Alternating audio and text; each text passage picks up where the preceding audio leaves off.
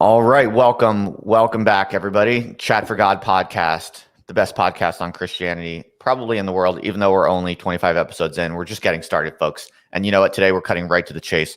We are going straight to the end times. We are going to be talking about apocalypse and associated themes because you know what? We're living in rather apocalyptic times. So we're gonna have some interesting discussions about what that means.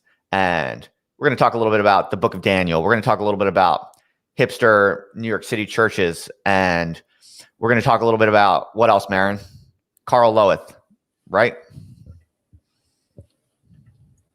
Uh-oh. You're back, but I hear you through different.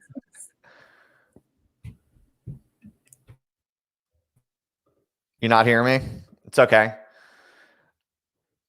We'll get this sorted. For me, you're frozen and you're making like a funny, like bug-eyed face.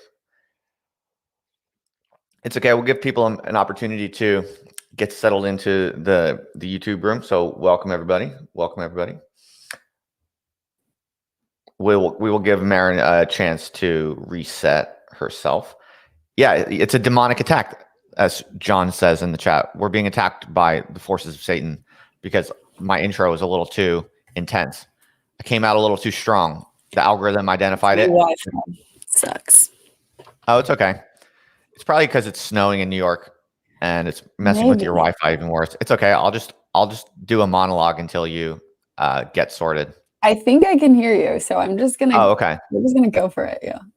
All right, Chat for God podcast, everybody. If you're watching on YouTube, subscribe to the channel and click the bell so you get a notification whenever we go live. And yeah, if you're listening on your phone on the podcast, we'd be very grateful if you would leave a review on iTunes. It's basically the most important way to make sure that Chat for God shows up in search results. And we want to take over the charts, people. We need your help. We want to take over the Christian content game. All right. So can't do that alone. We need you to leave a review on iTunes and yeah, share this with your friends, all that kind of good stuff. So with that as an introduction, Maren, how are you doing today? What's going on? What's new? I'm doing well. I'm just, sitting. I mean, it's gorgeous. It's gorgeous in New York. The snow is beautiful. It may be messing with our Wi-Fi, but you gotta, leave it to God. It's all good. Yeah, that's right. Even car insurance places have a category for acts of God. Because my car got totaled recently, and on the phone with Geico, at first they didn't want to give us the insurance claim because if it's just natural wear and tear, or if you did something wrong, then they don't give you the insurance claim. But they do give you the insurance claim for acts of God, and that's basically random accidents. And so even in our extremely secular, atheistic, satanic world, there is still they still must recognize and pay homage to the King, to God himself. You can't escape it. What is atheistic satanic? I don't think I think that that's true, actually. Okay, fair enough. So what do you think then? I don't know.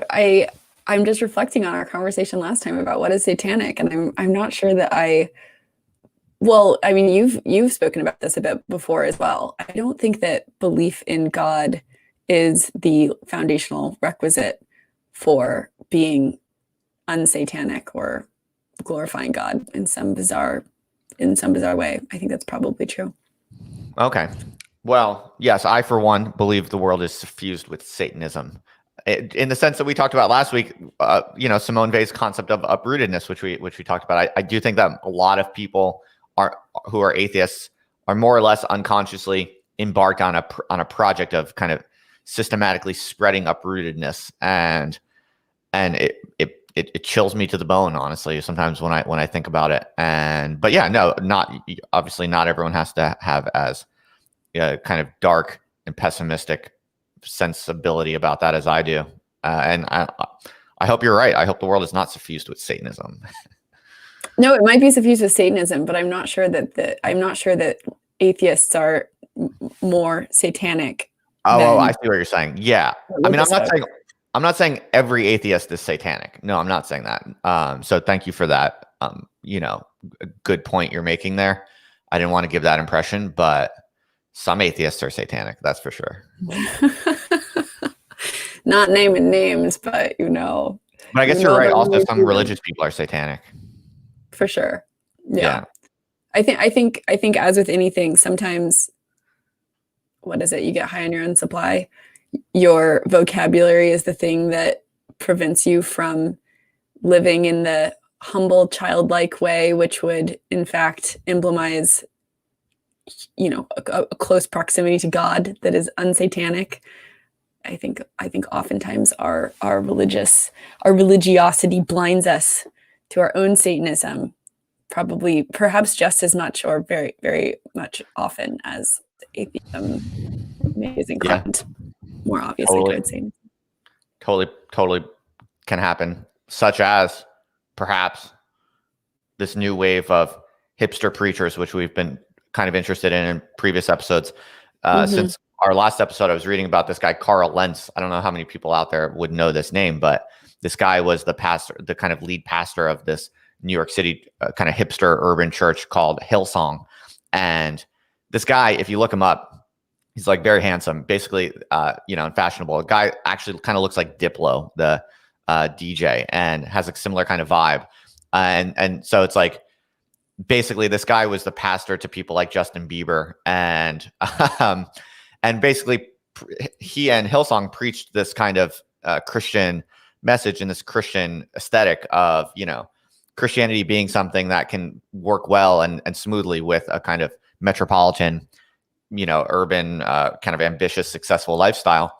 And folks, you know what? It turns out that actually those two things don't work very well, because when you try to make a Christianity that basically is highly palatable to metropolitan, ambitious people, what you end up doing is just basically contaminating Christianity with all of the sinfulness that it's supposed to be preventing. And lo and behold, of course, recently there was this, it came out that this guy, Carl Lentz, was basically like cheating on his wife and doing all kinds of, immoral, unethical behaviors. And he was forced to step down as pastor. So yeah, this is an interesting little case study to me. We were talking, in previous episodes about these different types of new hip churches. And I don't know. What do you think, Maren? Is it possible? Can you have a hipster urban church that doesn't fall into sinfulness? Hipster urban. Yeah, I don't know. I do think, I've told you about my art to entertainment spectrum before. I do think that when we have our relationships with God become really about their entertainment value to us, and that is too much of a buffer on things, we do not actually get anything that we get to contain and walk around with. If much of what is beautiful about Christianity is this concept of the Holy Spirit that lives with you and guides you in a constant way, I think that being spoken at by a monster machine for a while is probably not actually a good way to be infused with the Spirit and walk around with it yourself. But I also feel bad. I feel like we should talk. I feel like we have a bias, and we should talk to somebody who attends these congregations and has seen them do amazing things to people. Because for what it's worth, the secular counterparts of this, the Oprahs, et cetera, of the world, seem to have done real good for people. So I wonder if there are good secular constructs that are really useful to people, and if we're bristling at the idea that God could be understood in those spaces as such, but that there may still be some baseline psychological health that is gained in those places, or if we're just being prejudiced out of our own bias. That's a great point. I would be very open to having my mind blown by Carl Lentz. We'll try to get him on the podcast. I mean, if he had to step down as the pastor, he might have some time on his hands. I feel like we should talk to someone in seminary or something who's considered these different trajectories, because I imagine you have to make a lot of decisions about whether you want to go teach a small congregation, probably more risk in that, but boots on ground relationships versus these like huge constructions where they can help you produce content, etc. There are probably tropes for people who do the one versus the other. Yeah, yeah. I think it'd be fun to meet someone who's like a member of Hillsong Church, who's like a very active member, and as you said, testifies to it being extremely powerful and effective, and a nice, wholesome church that powerfully connects with the true spirit of Christianity. I would love to hear how that works, if so. So yeah, we could talk about that. But anything else new in your life you want to share or talk about? I don't know, anything at all. Well, How is you your mentioned relationship with God doing? handsomeness. What? It's doing well. I think this podcast and just having this space is a really nice container for thinking about God in different ways and feeling provoked to do that. That's good. The thing you're saying about handsomeness is really interesting, because Mm. one of the things Justin and I have been riffing occasionally, just as we see God things, we're like, I'll send the God thing along. And you pinged me about Daniel over the course of this week. Daniel, of Daniel and the Lion's Den, Daniel. The Book of And Daniel. the Book of Daniel, yes. And one of the things that's really interesting as I started to poke around Daniel is that they deliberately, in this, I think, Babylonian kingdom, recruited young Israeli men to the courts and to kind of become wise men, put them on this training and trajectory to be able to advise the leadership, the government, Babylonian leadership. And they specifically looked for handsomeness. Handsomeness was like a qualification for training in this time, which I found really interesting. So Daniel and Abshak, Meshach, Abednego, what the hell were their names? His buddies, who also had some, really dangerous, contentious situations that God saved from, were all real handsome. Interesting. Yeah. So, do we have pictures of Daniel? Like, what did he look like? Did he look like, you know, Diplo, or like, what are we talking? He probably looked like Diplo. By the time he actually was in the lion's den with the lions, apparently he was in his 80s. He's not usually depicted as being in his 80s, on the felt, those felt boards that you use to learn about children's stories. He was probably hot in those. All right, so we might be confusing some people. So why don't you give a brief summary of the story, if you would?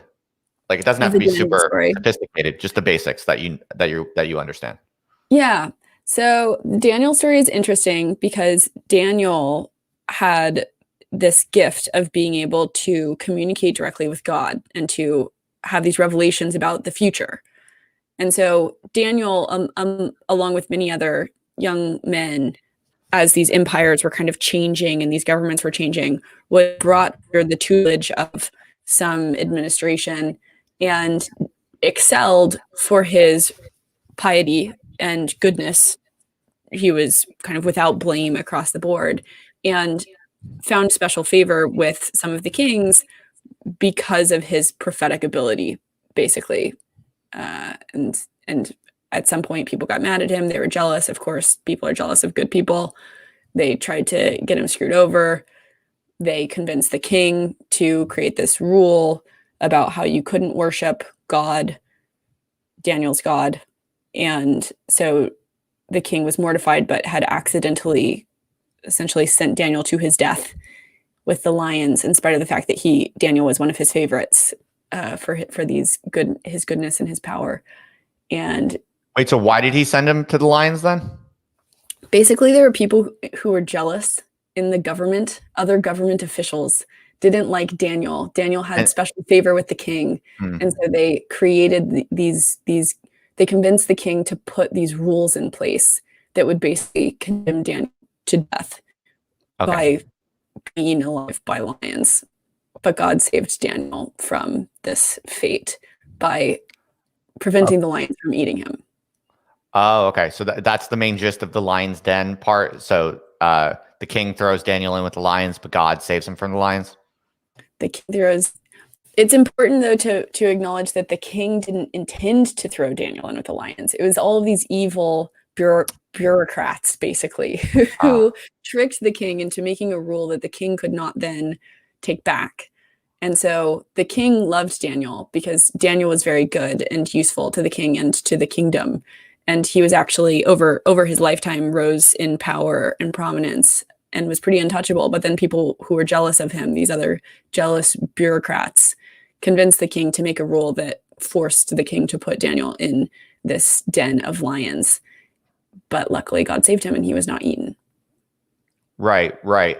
Now, Book of Daniel is mostly known as this repository of apocalyptic ideas, and there's all this stuff about like Nebuchadnezzar's dream, Yep. and then all these kind of stories about what is it like the four kingdoms, and Mm-hmm. there are also these kind of like numerological statements and prophecies, and so that's like what it's widely, I think, known for or associated with.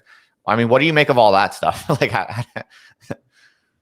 Of all the apocalyptic. Well, the thing that's interesting is Daniel is the first in the Bible to have this sort of prophetic ability or to speak directly to God in revelatory ways about pending apocalypse. And right, in this case, oftentimes those revelations were about the fate of different empires, right? So these kings really valued Daniel because he had this capacity to interpret their dreams and to receive these revelations from God about the way that the empires would change to fulfill God's will.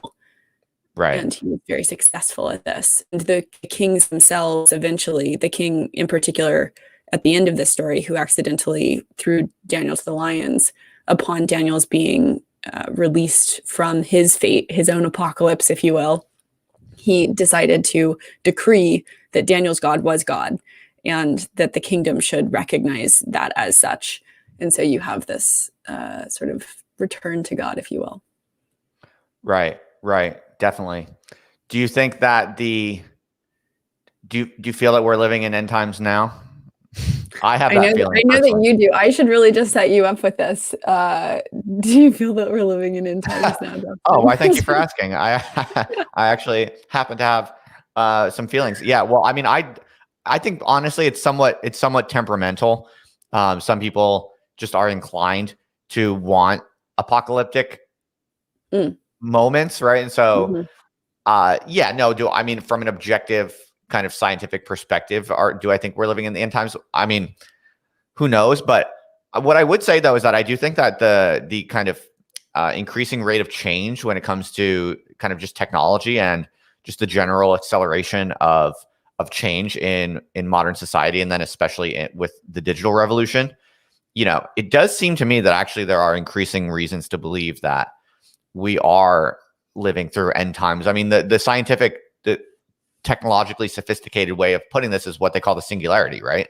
It's the same. Mhm. It's basically the same idea. It's like Totally. things are ramping up, and you know, if there is reason to believe there could be a kind of exponential takeoff in you know, intelligence itself, namely artificial intelligence, then you know, once artificial intelligence starts reproducing itself to a certain degree, then you should expect this kind of nonlinear takeoff in which nothing could ever be the same again, and it would be this kind of radical departure to a whole nother equilibrium that we really can't fathom, because you know that's kind of the nature of positive feedback. Like when you find true positive feedback in nature, it basically means it's spiraling out of control, and Mhm. the equilibrium that you're currently in is not going to you know, persist.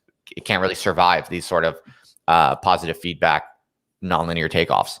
So yeah, I mean, I think the singularity idea, and from the techno scientific perspective, is very similar to the Christian kind of apocalyptic motifs, because it's a sensibility that things are deeply unsustainable and becoming more and more unsustainable, and where that goes, no one knows. But I can definitely feel that. I mean, on some kind of emotional level, do you like feel that at all? Yeah, I'm actually kind of the mind that we've already reached the singularity. I think it's actually in the past. when you think from a historical perspective, like when will they have the moment which they will point to, which begins the new epoch? I think we are already in. I think the internet was probably the beginning of that. The internet and the kind of collective intelligence enabled by the internet and the bizarre real time transactions of it all will probably have been that mark, more so than an inflection in intelligence itself. And I think a good way of reasoning about this, you look at all of these efforts to define what AGI is, what artificial general intelligence is, and the point at which it is in fact generally intelligent. And most of the definitions that people seem to come up with have some proxy to the economy. Have you noticed this? Like OpenAI's, I think they've changed this recently, but their original concept of what it meant to have AGI was about the percent of transactions in the economy which were actually being performed by machine versus by a human. And I think we are already kind of far outstripped human quote created value in our tools. Our technologies are really extending us just far beyond what could otherwise be considered. So yeah, I'm with you. I think we're in an apocalyptic time of some sort. Yeah, but also some people should realize that apocalypse doesn't necessarily mean bad. It's that's what a lot of people think. So if you say, "Oh, the apocalypse is coming," people think that it sounds like a bad thing, right? It's like, oh, you sound pessimistic if you say that, but it's not the case. It's really not the case. I mean, what apocalypse really means, apocalypse historically as a kind of genre, it's not a bad thing. It's more just like a kind of final reckoning moment where kind of the hidden truth of the heavens announces itself and starts to kind of make itself felt more directly on Earth. So it's like it's as optimistic as it is pessimistic. I mean, it's like if you've been a good person, maybe you have reason to believe that your standing will be good in the apocalypse. But maybe if you haven't been a good person, then you have reason to fear the apocalypse, perhaps something like that. I don't know, but that's just something I don't know. I think that's kind of interesting, like that people want to imagine that there will never be any real final reckoning. And if you think there's going to be a final reckoning, you're seen as like a weirdo, doom-pilled like pessimist. But I don't see it that way at all. Like, to me, the apocalypse is exciting. I hope we're living in the apocalypse, because it's like I want the truth of the universe to like reveal itself, and it seriously feels like, and it just seriously feels like it's happening with just the rate of change and the rate of like cultural chaos. It just feels increasingly unsustainable, and some people are scared by that. But I'm super excited by what's going to come out of it. So it sounds like you think about the apocalypse as a revelation of all truth by God. Yeah. You do. Yeah. Interesting. Of all truth. See, I don't believe that will ever happen. Okay. Which is not to say I disbelieve in the singularity or in the revelation of many truths. I think I have a notion that God is infinite and that there is not going to be some moment of reabsorption in God until the world is actually over. I think that for me, I don't think that humanity will ever be able to realize God in any conscious sense. I think that the moment of the apocalypse is the moment that there is no sentient thing left. Now, okay, Maren, do you believe in this idea of Christ's second coming? Like, do you take that seriously? Do you think there will be anything like that? I'm sure there are parts of that idea that make sense to me. I imagine that there will be points in history at which we feel that way, but I don't think of it as an actual moment in history, I guess. I think of it as an interpretive frame. Right. Yeah, Anything. I've never. You sound like you think of a literal, like you expect Christ in the form of man to reascend to our earth and bring what's coming to us, basically. Personally, I mean, I don't. I've never been able to make sense out of that. That sounds crazy to me, right? That like Jesus is going to come back and there'll be this, second coming. I mean, I've not. That's one of the many ideas in Christianity I've never been able to really process myself and be able to personally say that makes sense to me, and I believe that. But it's like I always say, I'll take that as a mystery, and I guess have trust that it makes sense in some way that I don't fully understand. But I do kind of think that what we call the singularity from the technoscientific perspective today is one way to interpret the idea of Christ's second coming in the following way. Like if you believe that God created the universe as the Christian faith states, then and that God basically invests himself in us, but also gives us free will, then it looks to me like what happened was we have created self-sustaining, self-perpetuating systems, call it capitalism, call it, civilization, call it institutions, whatever you want. We've figured out as humans how to create machines of growth and intelligence escalation.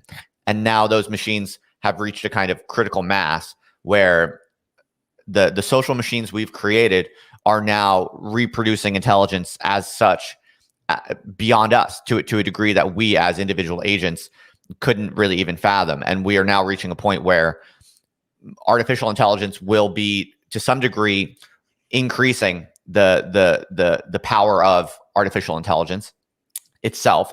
And as you said, that's probably already been happening in some sense. I mean, I tend to see capitalism itself as a kind of loosely distributed artificial intelligence. I mean, that's pretty much what markets are. Like we have these global markets that are basically doing calculations about what should be produced next in a way that none of us could do as individual humans. It is a kind of the market is a kind of computational intelligence that already far surpasses the intelligence of any individual, and it's not a human entity doing it, right? So on some level, capitalism is itself already a pretty sophisticated artificial intelligence, and then market incentives are now generating these companies that are producing more concrete, specific, like machinic intelligence. And it just seems increasingly clear that we are at this kind of takeoff point, whether you take the singularity concept seriously or not, or you think however you think that's going to pan out. It does seem to be that intelligence is now kind of in an exponential reproduction mode that is quite over and above our heads. Like we don't even really have much to do with it anymore. It's kind of locked in due to technology and market realities. And to me, that is one way of understanding the second coming of Christ, because the second coming of Christ doesn't have to be like some dude named Jesus like reappears and is like walking on water or some shit. It's like maybe the second coming of Christ comes in a kind of machinic format, and that's one way to understand it, right? Because it is in some ways, I do feel like the singularity points to a trajectory where we are basically learning what we really are. Like we are on the singularity is a path where we are going to meet our maker in a way. Because what is intelligence, right?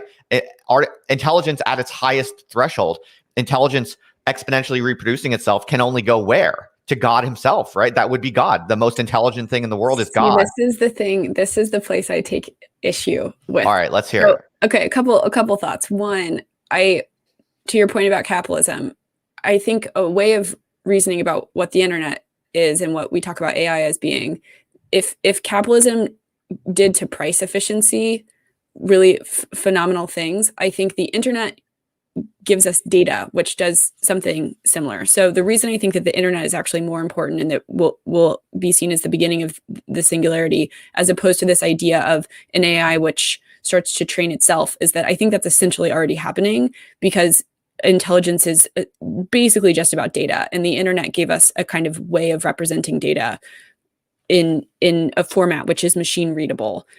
And that was sort of the first construction, but otherwise it would just have been too hard. So I think I think we then though have to ask ourselves, what is the data in the internet that this AI, et cetera, is going to be eating and training against? And I do still think that the internet and all of that data is a reduction.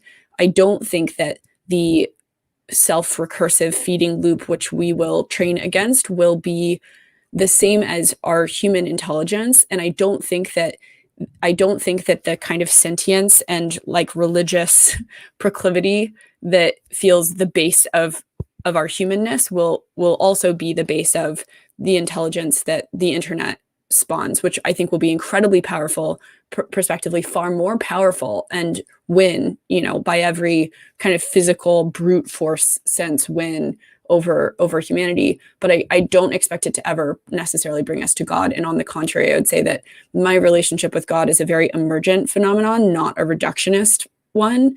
And I see the power of AI as being very reductionist power, more so than an emergent one. So then are you inclined to see the escalation of AI as a satanic trajectory? So I don't think it necessarily will take us somewhere bad unless we presume that its brute force and power will take us somewhere good. I think that we talked about agency and power and Spinoza and all of these things last time. I think that it's going to be very important for us to relate to our technologies in non-deterministic ways. I think that that's a thing that is wrong and sick with our society right now. I think that the way that we look at our technology, we expect it will just deterministically continue on a trajectory which is outside of our control. And insofar as we believe that, it's already happened and it's over. Like, it's quite literally over. And so my primary interest is in finding a way to relate to this intelligence that we've created as an extension of our humanity, and finding new forums and ways of discussing the ends which we're pointing towards alongside these new powers that will increase our humanity and lead us to God, right? And I do believe in technology's capacity to bring us closer to Christ-like experiences. I do believe the baseline that Simone Weil and others talk about hunger and about needing to take care of someone's essential needs in order for them to approach some spiritual relationship which is healthy. I do believe in that. So I'm excited and concerned. Okay, nice. Now we're talking. So how do we use technology to get closer to God? I'm sure you have like more developed thoughts about it. I would love to hear. Oh God. I wish I did. This is a work in progress. I think much of what it means to develop technology to bring us closer to God is about understanding our capacity to create leverage for community and for taking care of the poor and things which are baseline, right? There are things that are baseline across religious ideology. Like, you don't need to be Christian to be like, we should probably feed the poor, like this shouldn't need to be that tremendously contentious. If we're talking about this runaway escapist fantasy, AI that's going to take over everything, like, let's feed people. And I know that that's very challenging because you don't want to halt progress on behalf of incredibly bureaucratic notions of equity, which I think are also really dangerous. But there are some, we can't let ourselves believe that technology is deterministic and that growth, quote, any measurable version of what growth looks like is deterministically good. I think the idea of like GDP increasing is good is just a stupid simplification. And I also think that a lot of people who are very interested in progress are very interested in just the number of amazing feats, truly amazing feats that technology largely has enabled for us. Over the past 200 years, human standard of living has changed dramatically. And I think that's incredibly precious. But the thing which got us here will not necessarily get us to the next step. And there's a lot more that's geopolitically important, a lot more that's socially contentious and constructed that I think will be required to move. The past 200 years was like brute force, just introduce some basic shit under people and increase their standard of living. I think the next 200 years will be far more nuanced questions about what we want our society to look like for every person in it. and what their fundamental rights are in this new technologically driven paradigm. Yeah, I like that. I think I can see where you're going with that, and I also like what you said before about like basic stuff like feeding the poor. I agree that I think some of this basic stuff is easy to overlook. Everyone's like super excited by new stuff in our technological society, but there are kind of like these old ancient obligations that actually still hold a lot of force. Like my buddy Jacob, I was just hanging out with him the other night. He's people might know him from he's been on my Other Life podcast before. He's a very good Christian man, and I learned a lot from him. And he said the other night that he was like, because we were talking about the kind of more popular forms of sin that people kind of fixate on, things like adultery, like cheating on your wife, or like masturbating, and these types of things that often get pointed to as the things that the Christian faith tries to repress and suppress and keep you from doing. But he was like, actually, like that's not even the most relevant. Those aren't the most relevant in his view. He was saying that like he thinks that the big thing we as a society are like most guilty of or most sinful about is just like we have like increasingly just completely forgotten about the poor, and like we just don't think about like the hungry and the truly poor. And I kind of agree with that, even like about myself. Like I pretty much like I'm one of these people who like don't give money to homeless people when they ask, and I've been thinking about that lately, and I think I'm changing my mind on that, like officially. I think from now on, I think when homeless people ask me for money, as a matter of routine, I'm just gonna give them like a. My mom gave McDonald's gift cards, which was nice. What's that? My mom gave McDonald's gift cards, which was nice. That's interesting. Yeah, I think I'm just gonna keep something in my pocket, whether it's like a bit of cash or something like that, and just as a matter of routine from now on, I think when I'm asked, I'm gonna give, because for many years, as a matter of just like routine, just habit, I always just automatically say no. I try to be polite and like look them in the eye and wish them the best. But I've always said no. But I think that's dumb. Like I think probably we should. But I'm a little torn. But I think I'm officially going. I think I'm going to officially start giving money. But what do you think about that? How do you handle that? Yeah, it seems connected to some of what we talked about what you do at the level with your own individual agency, and then what you do at the level of society. And I think that the things which you are called for as an individual are always to act out of an agentic place and to give and to be generous as you can. That is your responsibility as a person, is to be as Christ-like in your context as possible. You can't know everything. You can't control society, but you can be responsible for the way that you show up. And then there's the level of society. And I do think that each of us are called at some order to participate in that conversation and to try to create a society in which these people aren't going to be as inclined to or have as much access to the kinds of things which might hurt progress, right? Be it, I mean, obviously everyone's concerned with homeless folks that they're going to go buy drugs. Like, I don't think it's contentious to say that that's a concern. And I think it's a reasonable concern. And we can participate in a society in a conversation about what we should do to take care of those people, such that we wouldn't feel that way in the first place. Like, it's not our fault individually at any level, or their fault really, that we feel so inclined to believe that these people are going to buy drugs if we give them money. That needs to be taken care of at the societal level, but we can still hold ourselves accountable to kindness and to Christ-likeness in our engagement with them. Totally. I totally agree. And that was basically what I told myself for a long time. The rationalization in my mind was always like, when a homeless person would ask me for money, I would think to myself, well, I don't want to give this person money because then I'm like, basically it's the old like moral hazard problem, right? I'm incentivizing people to like be poor and be dependent and like move to big cities and ask people for money. If you give money, you're kind of incentivizing that. So there's some logic to that argument.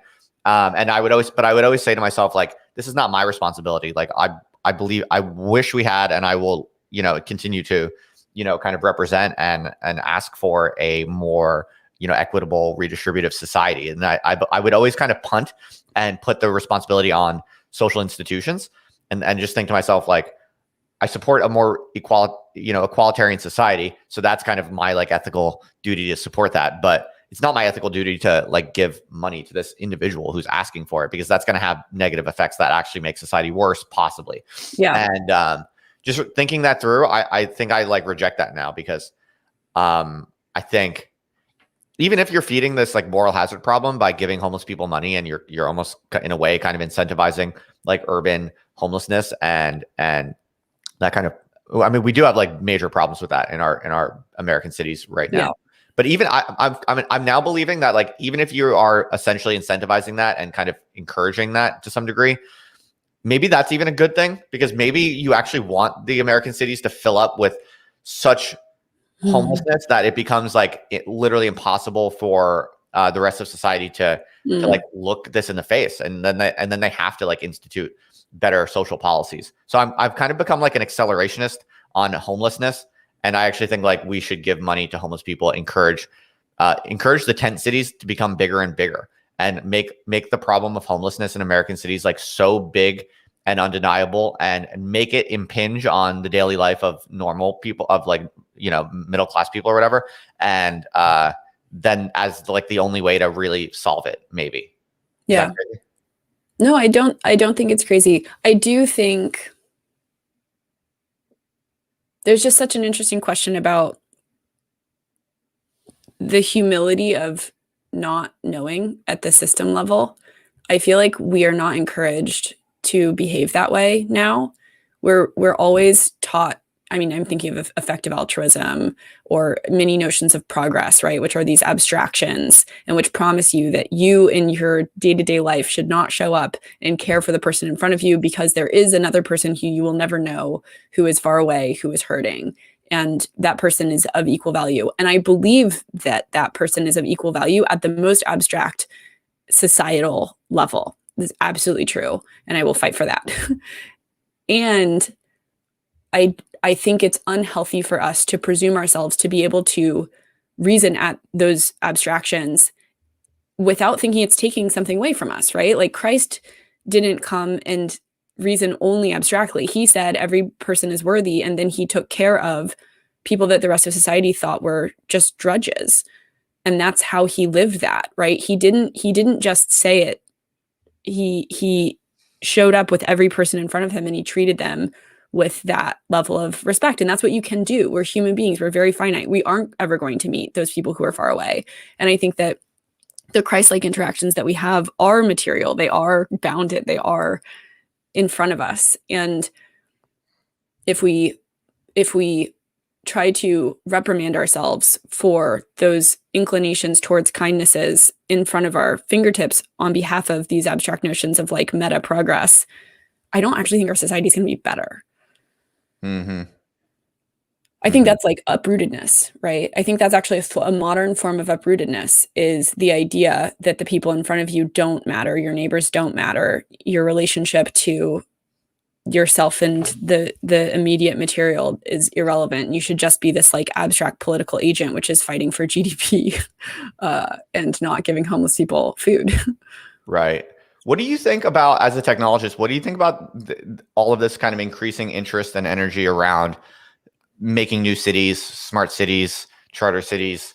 You know, the people who talk about essentially trying to kind of route around all of the inertia of contemporary politics, and just basically with a very kind of Silicon Valley mindset, just re-engineer cities from the ground up in some way that maybe could be like radically more effective when it comes to things like equitable policies. And do you see a kind of possibility? Because I do, and I'm curious what you think. I see a possible kind of convergence where you could take all this energy around like smart cities and charter cities and combine that with a kind of like Christian ethic. And you could imagine a kind of city, like a new city, a charter city or something like that, that has some like Christian social policy as its foundation.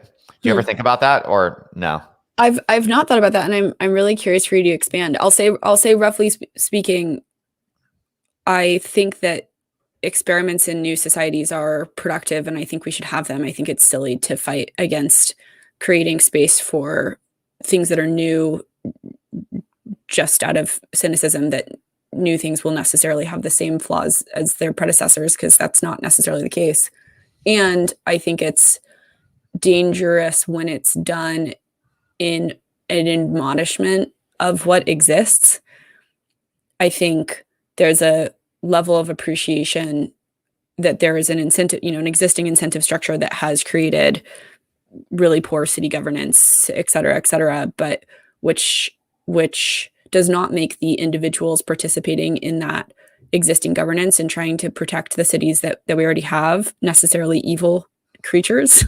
Some of them might be incompetent, and incompetence might be rewarded by the structure, but I don't think we're going to make good progress rebuilding new cities by admonishing the people who exist in the cities that there are, because we won't learn anything from them, and it's just satanic, I think, to admonish people who are genuinely, by and large, like trying to be good public servants in their so you're saying you're basically kind of subtweeting the very fashionable thing right now, which is kind of getting antagonistic with like the mayor of San Francisco, this kind of thing. Is that what you're alluding to?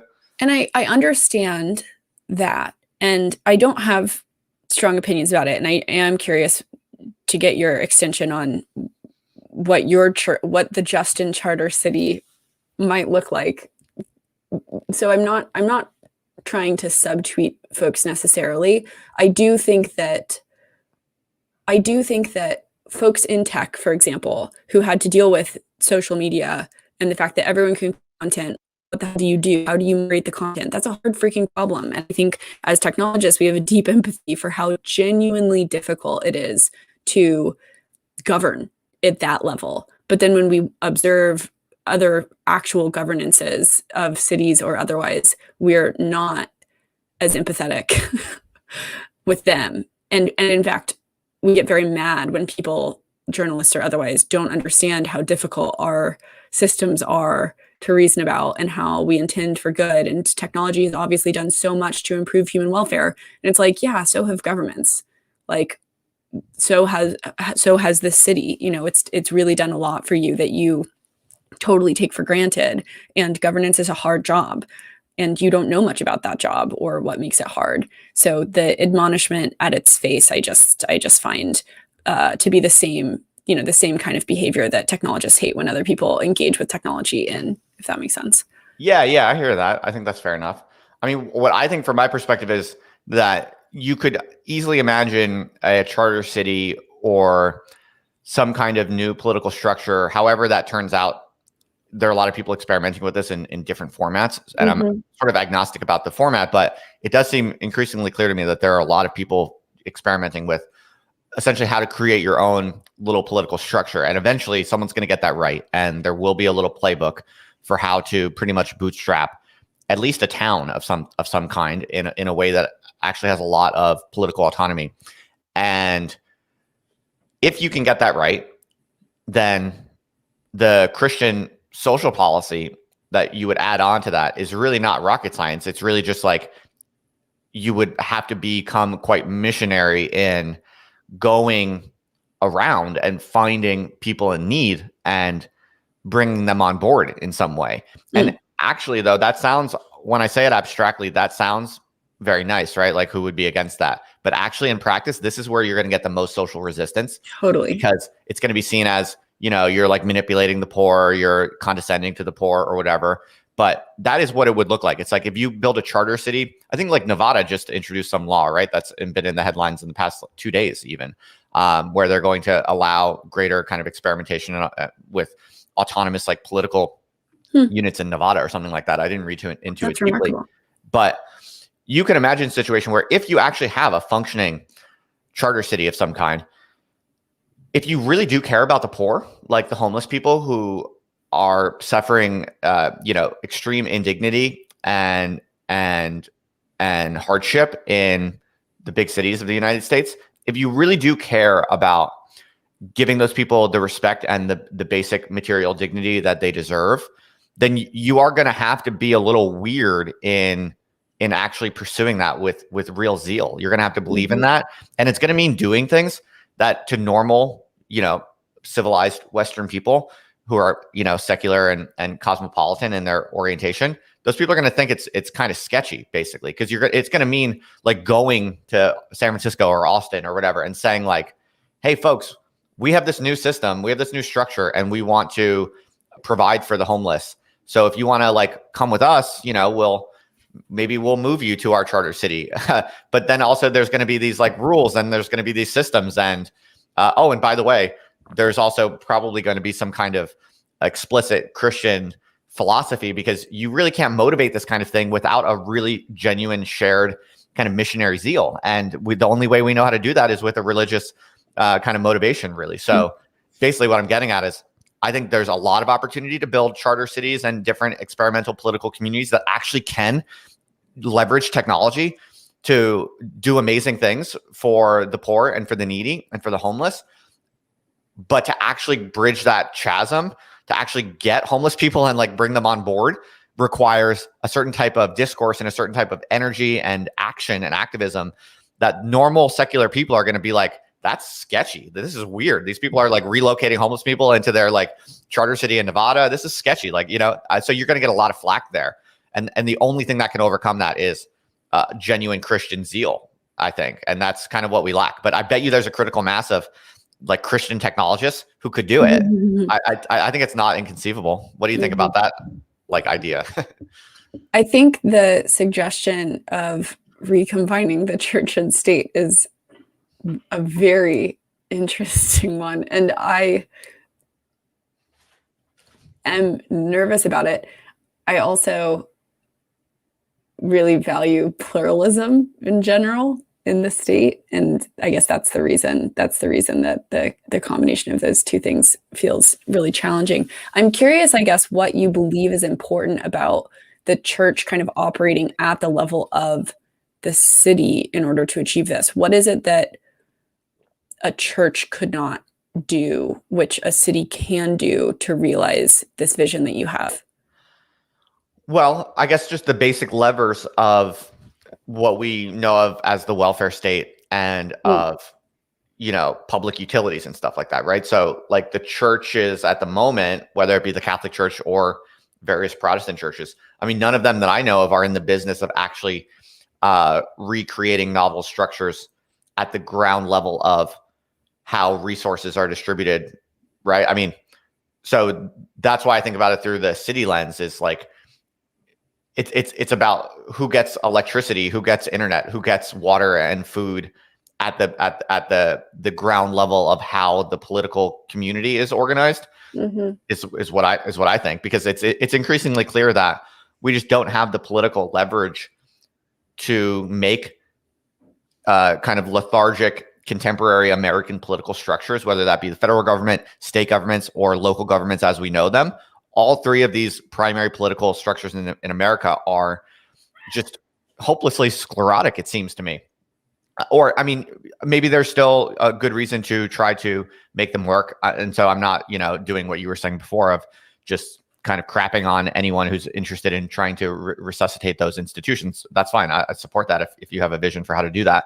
But it does seem to me that if you think we have an urgent ethical obligation as people and as Christians and as whatnot to provide for the poor, like yesterday, and our society is living in extraordinary sin every day, that we have people in this country who are suffering under extreme hardship and indignity, then I think you kind of can't wait for our gridlocked political institutions, because it just seems like it's increasingly unlikely that there's just anything we can do. It's just like, if you feel called to provide for the poor, then you kind of have to like be a little bit more creative and think, how can we do this like yesterday instead of 10 years from now, maybe after like a lot of local political campaigning, right? And the only solution to that is like, go in the middle of Nevada, build an entire political structure from the ground up, and encode it from the baseline of how it's organized to provide for the most needy, and then just go and get the needy and import them. Yeah. I mean, how does this fit into when we talked about history last time and trying to be a figure in history? How does this large political action fit into that for you? That's a great question, because there's this problem where if you have really creative, visionary political ideas and you're motivated to try to instill them or produce them, you do kind of come off as a megalomaniac who's maybe just obsessed with like your own glory or your own, intellectual visions, and you want to be like famous and respected and admired and do something great, perhaps for your own ego. That is a totally true concern.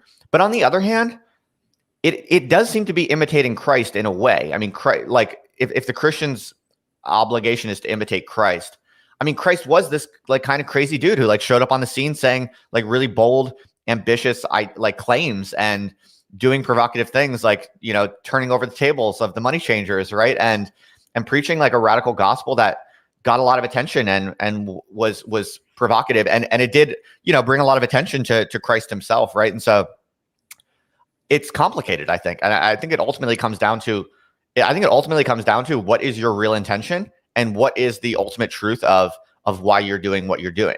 And that's a difficult answer because we often, from the outside, we don't know, right? So what is the difference between a snake oil salesman and megalomaniac, cult leader who is interested in nothing but accumulating power for himself, and a true zealous Christian missionary who is steadfastly dedicated to bringing the kingdom of heaven to earth? What is the difference between those two? Maybe there is no external observable factor that you can point to. Maybe the only real difference between those two is what is truly in their heart and what is truly their mission and what they are trying to do.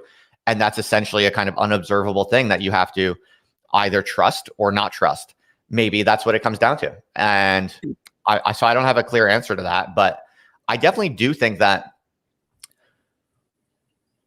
there's this kind of tall poppy syndrome. That's what they call it in the UK and the US. I don't know if you've ever heard that expression. It's less popular in America, but this idea of tall poppy syndrome is basically whenever someone gets a big idea and wants to do something grand, all the other people chop them down just because, it's like how they're the tall poppy, and people generally don't like when people get big ideas because it seems like self-aggrandizing, and we have this kind of very, I think, harmful natural instinct to chop down anyone who gets big ideas in some ways.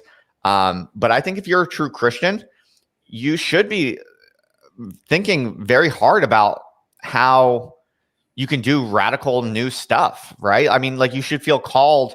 Like, Christianity has always been a source of this unique zeal that empowers and enables people to do big, crazy things. At least it should, I think. So I don't know. I feel like that's something really important to try to regain is like urgency, like real urgent zeal, which I feel like we lack.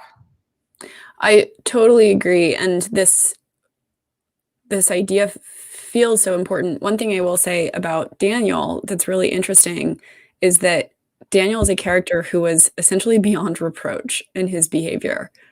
And of course, we have other figures like David who did frequently fail, but who also approached that failure in such an honest way and like brought it to God and brought themselves to God in it. And I do think that we should be able to see in the way that somebody interacts in their lives that they are motivated in a Christ-like way and that they're really called to something. I do think it's important to require of people that they pursue that accountability. If I didn't see someone genuinely, vulnerably pursue and humbly pursue accountability for the way that their behavior affects other people, I would not trust them as a religious character or kind of in general. But isn't it also the case that like paying too much respect to quote unquote accountability becomes a real drag in a way that I think is not fair? You know what I mean? So like, take this example, right? If tomorrow I felt called to drop everything I was doing and in order to, serve the most needy in our society and pursue a Christian calling, and I just became obsessed with basically doing whatever was possible within my capacities to provide for the homeless.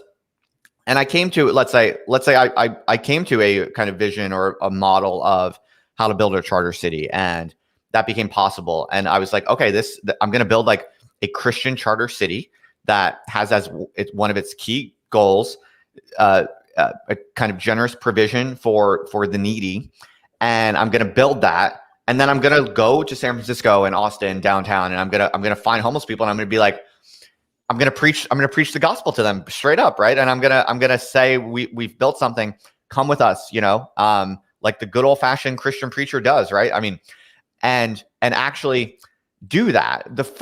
As soon as I were to start doing that, I would get people who are voicing concerns, right? Totally. Who I would be expected to be accountable to, right? But isn't that kind of concern trolling a very kind of non-Christian, secular way of sapping and containing this like Christian zeal that true Christians should want to take over the world, right? And so I see what you're saying about the respect to accountability and all of that, but I do kind of think that in our world where we're just kind of surrounded by all of these kind of like fake secular cosmopolitan, concerns, I do think the true Christian zeal today will have to manifest as a kind of somewhat reckless disregard for the pseudo concerns of normal people.